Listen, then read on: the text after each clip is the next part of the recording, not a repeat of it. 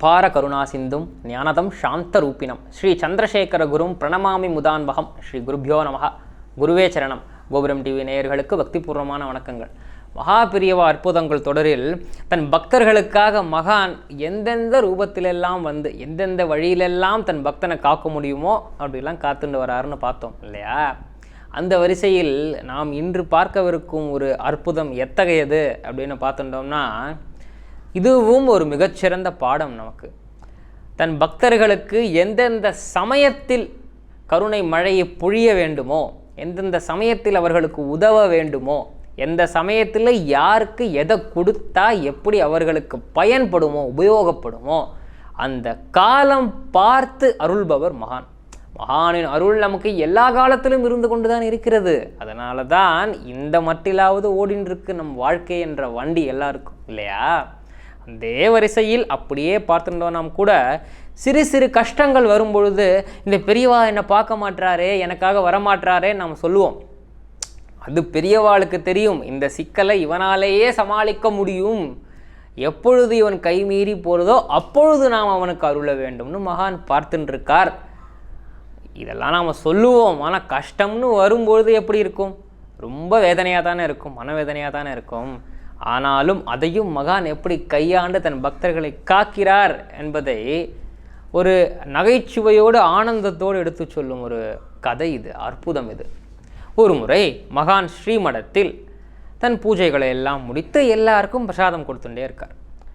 அதாவது பூஜைகளை எல்லாம் ஆரம்பிக்கிறதுக்கு முன்னாடி இந்த புஷ்பங்கள், வில்வம், பழங்கள் இப்படி எல்லாத்தையுமே பக்தர்கள் வந்து அப்படி அன்போடு சமர்ப்பிக்கும் பொழுது இந்த பூஜைக்கான பொருட்களை சமர்ப்பிப்பார்கள் இல்லையா? அப்படி சமர்ப்பிக்கும் பொழுது ஒரு பாட்டி வருவா. அந்த பாட்டிக்கு மீனாட்சி பாட்டின்னு பேர். அவர் காஞ்சிபுரத்தை சேர்ந்தவர். அந்த பாட்டி வந்து இந்த மல்லிகை மலர்களை பிரதானமாக வந்து கொடுப்பார்கள், இந்த பூஜைக்காக சமர்ப்பிப்பார்கள். இது மகானுக்கு தெரிந்திருக்கிறது. அதாவது நாம் என்ன நினச்சின்னு இருக்கோம்னா, அப்படி போய் அந்த இடத்துல பிரசாதத்தை வச்சுட்டு நமஸ்காரம் பண்ணிட்டு வந்துடுறோம். பெரியவா பூஜையில் பிஸியாக இருக்கான்னு நினச்சின்னு இருப்போம். ஆனால் யார் யார் எதை எதை கொண்டு வந்து வைக்கிறார்கள் என்பது கூட மகானுக்கு தெரியும். இதுவும் இந்த எபிசோடில் அவரே உணர்த்துறார். எப்படின்னா, இப்படியெல்லாம் இது வந்து நார்மல் ருட்டீன்னு சொல்லுவோம் இல்லையா? அப்படி தினசரி மகான் இப்படி இதே வழக்கத்தை கொண்டுள்ளார்.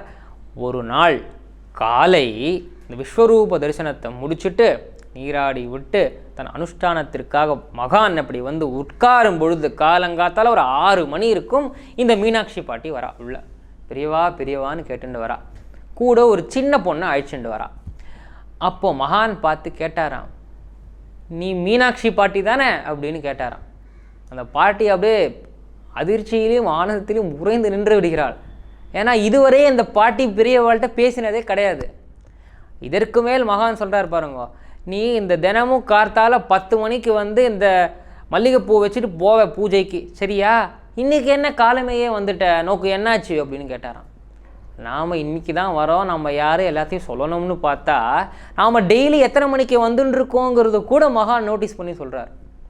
ஆமாம் பெரியவா, நான் தான் மீனாட்சி, எல்லாத்தையும் சொல்லிவிட்டு நான் தினமும் 10 மணிக்கு தான் வருவேன். ஆனால் இன்றைக்கி ஒரு முக்கியமான விஷயம், அதை உங்கள்கிட்ட சொல்லியே ஆகணும் பெரியவா. இத்தனை நாளாக நான் உங்கள்கிட்ட பேசினது கூட இல்லை, பாக்கியம் கிடைக்கல, இன்றைக்கி கிடச்சிருக்கு, அதனால காலங்காத்தாலே வந்துட்டேன். இது யார் இந்த பொண்ணு அப்படின்னு கேட்டாராம் மகான். இது என்னுடைய பேத்தி பெரியவா, அவள் இந்த ஊர்லேயே பிறந்ததுனால அவளுக்கு காமாட்சின்னு பேர் வச்சுருக்கேன் பெரியவா. ஆஹா, பேஷ் பேஷ், சரி சொல்லு, நோக்கு என்ன வேணும் அப்படின்னு கேட்டாராம்.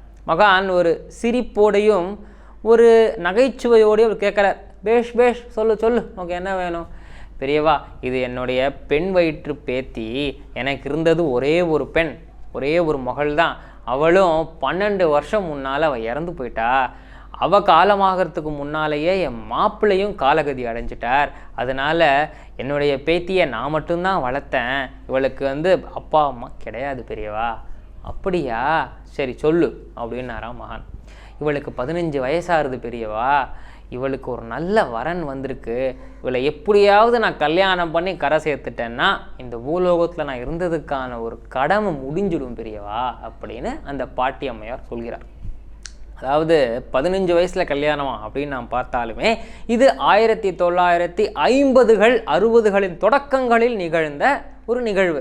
அப்பொழுதெல்லாம் இந்த ஒரு 16 வயதை எட்டும் பொழுதே தங்களுடைய மகளுக்கு வரன் பார்க்க ஆரம்பித்து விடுவார்கள் இல்லையா?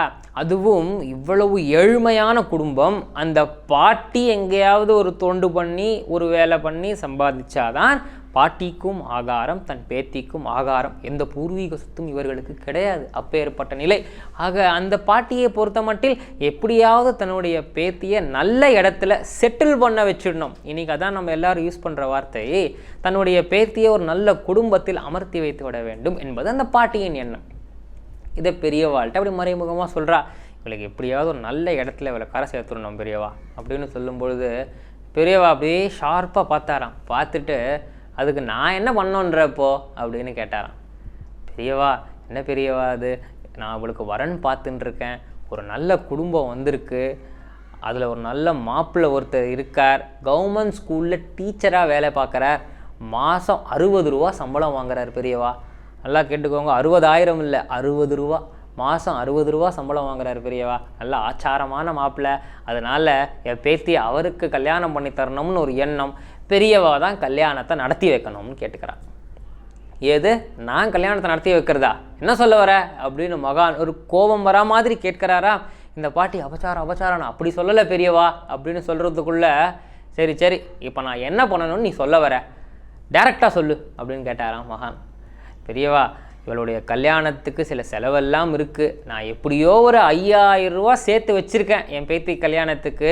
ஆனால் அந்த மாப்பிள்ளையுடைய அம்மா அந்த மாமி 8 சவரனில் ரெட்டை வடை தங்க சங்கிலி வேணும்னு கேட்குறா பெரியவா. அதுக்கு நான் எங்கே போகிறது, நான் எப்படியோ சம்பாதிச்சதில் என்னுடைய பேத்திக்கு 2 வளையல் வாங்கி வச்சுருக்கேன். அந்த 2 வளையலில் ஒவ்வொன்றும் 2 கிராம் 1 கிராம் தான் இருக்கும், மெல்லிஸாக தான் இருக்கும், எப்படியோ வாங்கிட்டேன், என்னால் அதுதான் முடியும். ஆனால் 8 சவரனில் ரெட்டை வடை சங்கிலிக்கு நான் எங்கே போவேன் பெரியவா அப்படின்னு இந்த பாட்டை கேட்குறா.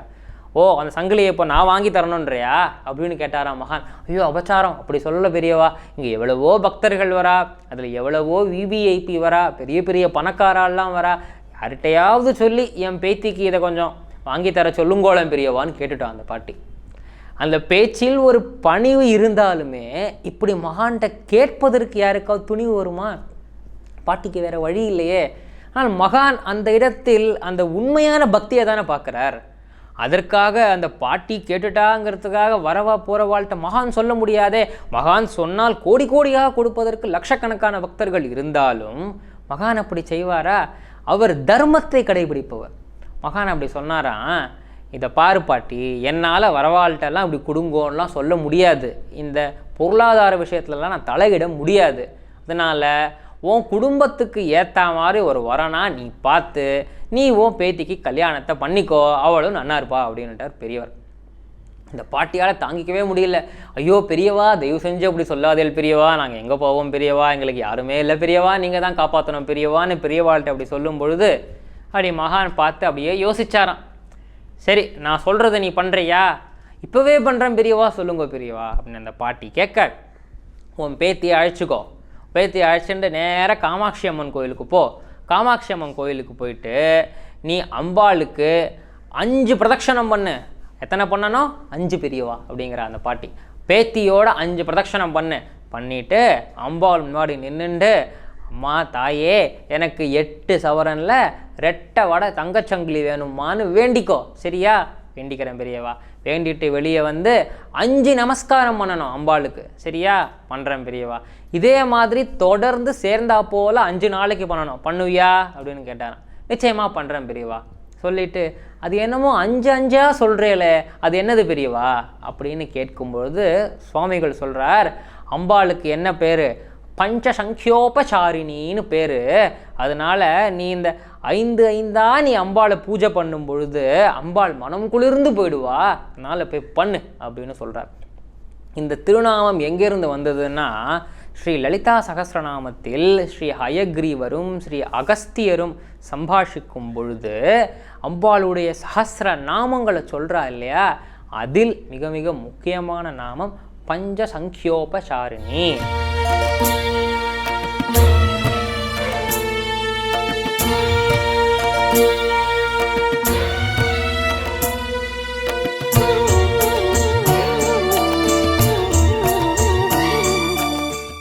விதமான பக்தி நிகழ்ச்சிகளை உங்களுக்காக தந்து கொண்டிருக்கிறது உங்கள் கோபுரம் டிவி. உங்களுக்கு பிடித்த நிகழ்ச்சிகளை லைக் செய்யுங்கள், உங்களுக்கு பிடித்த மாணவர்களுக்கு ஷேர் செய்யுங்கள். மேலும் சப்ஸ்கிரைப் செய்வதோடு மட்டுமல்லாது அருகில் இருக்கும் பெல் பட்டனை கிளிக் செய்து கோபுரம் டிவி நிகழ்ச்சிகளை உடனுக்குடன் தெரிந்து கொள்ளுங்கள்.